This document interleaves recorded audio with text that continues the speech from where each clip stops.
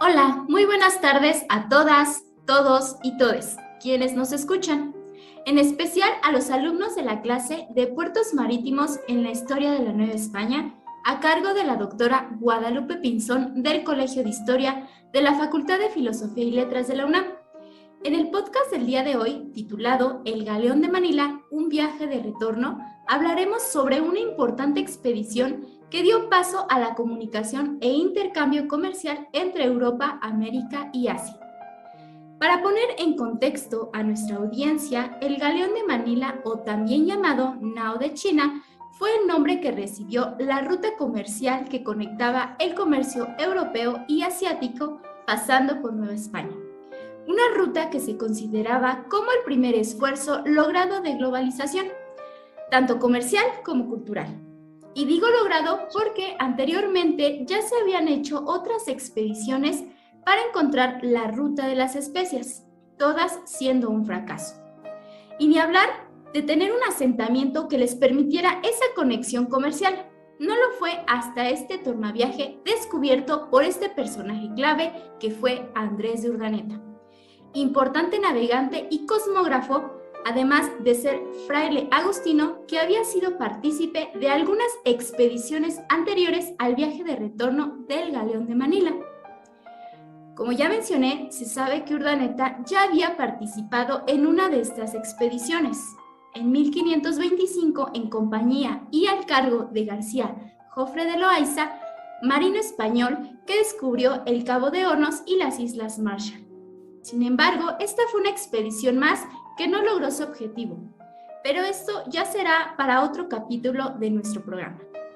Bueno, sin más preámbulo, el día de hoy en este capítulo contamos con la presencia de nuestro colega Samuel Magaña, especialista en la biografía de Andrés de Urdaneta, el navegante agustino, y también conocedor de la también llamada Nao de China y su respectivo tornaviaje.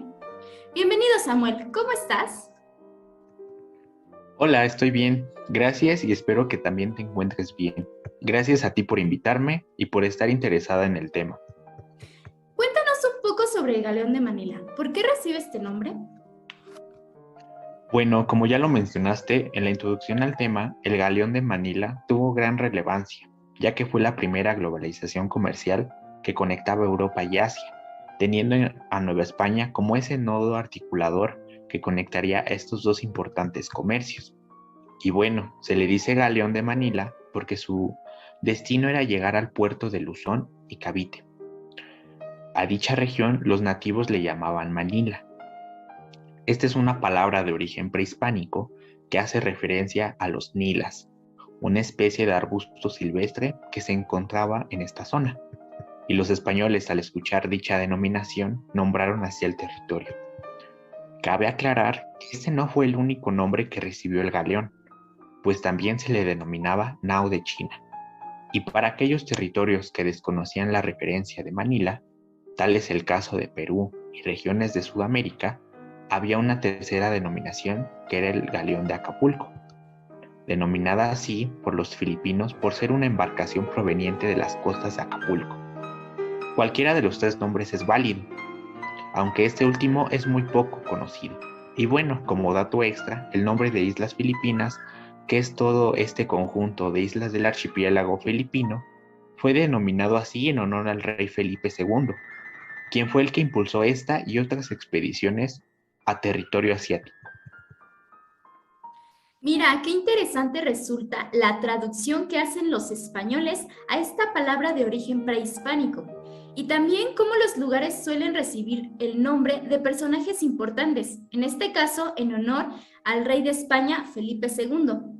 Samuel, ¿podrías contarnos de forma breve cómo fueron estas otras expediciones que antecedieron al viaje de Urdaneta? Claro, pues desde antes del descubrimiento de América se veía una inquietud por diversas potencias de la época, tales como Portugal y España, por encontrar la ruta hacia la India, donde en varios testimonios de viajeros se afirmaba la existencia de la preciada riqueza de las especias, una riqueza muy codiciada, por lo que las exploraciones que fueron impulsadas por los reyes en turno financiaban para encontrar dicha ruta y también expandir su dominio. Si bien, a la llegada de Cristóbal Colón, era imposible creer que se había encontrado un territorio de las dimensiones de un continente, y que después se nombraría América. Posteriormente, con la conquista y colonización de Hernán Cortés, se supo que era una región totalmente diferente, tanto social, política y culturalmente. Claro que con el paso del tiempo, este continente que fue rápidamente conquistado y colonizado, fue explotado por la gran cantidad de recursos naturales. Y no solo se sabe de la llegada de españoles al nuevo continente, sino también de portugueses, ingleses y holandeses. Estos se disputaban territorios a lo ancho y largo del extenso y desconocido territorio. Sin embargo, la ruta de las especias siempre fue un tema de interés para navegantes y viajeros. Siempre se financiaron expediciones que trazaron una ruta de llegada y retorno a dichos territorios. Como ya antes habías mencionado, me gustaría profundizar en la expedición de García Jofre de Loaiza en 1525, cuyo viaje tenía como objetivo colonizar las Islas Molucas, que en aquel momento se disputaban entre españoles y portugueses. En dicha expedición destacó la presencia de un inexperto Andrés de Urdaneta de tan solo 17 años, y que a pesar de ello ya había merecido la confianza para ser nombrado contador de la nao, pues después sería nombrado tesorero de la expedición. La flota de Loaiza partía desde el puerto de La Coruña el 24 de julio de 1525, compuesta por 7 barcos y una tripulación de 405 hombres, siguiendo la misma ruta que Magallanes. Su objetivo era, como ya se ha dicho, la conquista de las tierras por descubrir más allá del continente americano. Solo uno de los barcos de la flota de Loaiza, la nao Santa María de la Victoria, alcanzaría a finales de octubre de 1526 el objetivo de llegar a las Molucas. Tras un desastroso viaje en el Pacífico, Urdaneta, sin posibilidad de retorno y sin auxilios desde Nueva España, permaneció un total de 9 años más en estas islas, junto a un puñado de hombres. Vagaría por las islas como aventurero y explorador, adquiriendo importantes conocimientos del entorno que le harían de ser de mucha utilidad en el futuro. En tan difíciles circunstancias también supo desarrollar otras capacidades como la diplomacia y la estrategia.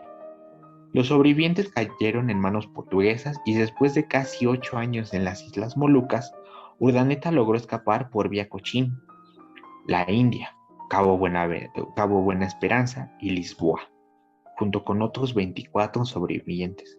Finalmente llegando a España, después de 11 años, y aunque muchos de los documentos geográficos, históricos y antropológicos de Urdaneta fueron sustraídos por los portugueses, a su regreso logró poner a la corona española en conocimiento de la expedición mediante una serie de informes y a cambio recibió 50 ducados y la protección de la corona. Vaya, podría decirse que las expediciones que antecedieron a la ruta de la nao china fueron fundamentales para haber logrado la de Manila.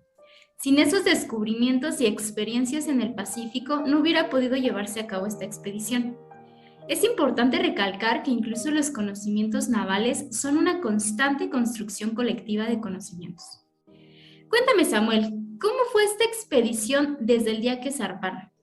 ¿Qué ruta siguieron? ¿A dónde llegaron? ¿Qué se encontraron? ¿Cómo fue su regreso? ¿Qué peripecias enfrentaron? En pocas palabras, cuéntanos el viaje en ultramar. Bueno, como ya te había mencionado, Urdaneta ya había viajado hacia esa parte del mundo. Él más que nadie sabía lo que ese territorio deparaba, por lo que Felipe II y sobre todo el virrey Velasco lo consideraron para una nueva expedición junto con Legazpi. Si bien el virrey no tenía que ser el destino no tenía que ser las Islas Filipinas, sino llegar a Nueva Guinea, pues era prioridad de la misión respetar el Tratado de Zaragoza, en la que se delimitó que las Islas de las Especias estaban a manos de portugueses. Urdaneta, fiel a dicha encomienda, fue nombrado redactor de las instrucciones a seguir en ultramar. Desafortunadamente, antes de iniciar la expedición, murió el virrey, por lo que la audiencia toma mando sobre la expedición y en secreto y en confabulación con Legazpi, una vez en el mar, le hacen llegar a Urdaneta una carta donde las instrucciones ahora serían llegar a Islas Molucas, por lo que no le quedó de otra que seguir las órdenes superiores. Dicha expedición partió en noviembre de 1564 de Puerto Navidad, iniciando su viaje de ida hacia las Filipinas. Arribaron en las Islas de Leyte en febrero de 1565, pasando antes por las Islas Marianas y Guam. Urdaneta, que después de su experiencia en la expedición de Loaiza, decidió tomar rumbo de regreso a América, desde el puerto de Cebú, el 1 de junio de 1565. La acompañaba entonces una tripulación de 200 hombres, y tras recorrer 1892 leguas desde el puerto de Cebú, y navegando por una ruta desconocida y siempre siguiendo certeros cálculos, algo que sorprendía al resto de pilotos que lo acompañaban, Urdaneta supo buscar los vientos del monzón, del verano en dirección noreste hasta llegar el 3 de agosto a los 39 grados norte, y desde este punto poniendo rumbo este hasta arribar a las costas de la isla californiana, de la deseada el 18 de septiembre, culminando así la travesía de oeste a este. Tras unos días costeando hacia el sureste, atracaban en Acapulco el 8 de octubre de 130 días después de haber zarpado de la isla de Cebú. A pesar de ser un tornaviaje rápido y sin contratiempos, en el que nada se improvisó, se registraron 16 muertos y muchos enfermos, pero al final Urdaneta había podido demostrar que estaba en lo cierto y la vuelta de Poniente quedaba abierta para los futuros planes de la corona española. El objetivo era claro: hacer un viaje hacia el Pacífico y llegar a Nueva Guinea, para asentarse y crear las redes comerciales con Asia. Y lo más importante, crear una óptima ruta de retorno. Y bueno, al parecer fue una expedición que logró su cometido, y fue una importante hazaña de Miguel de Legazpi, capitán del galeón, y Urdaneta, cosmógrafo y redactor de las instrucciones navales. Es interesante esta travesía que nos cuenta, Samuel.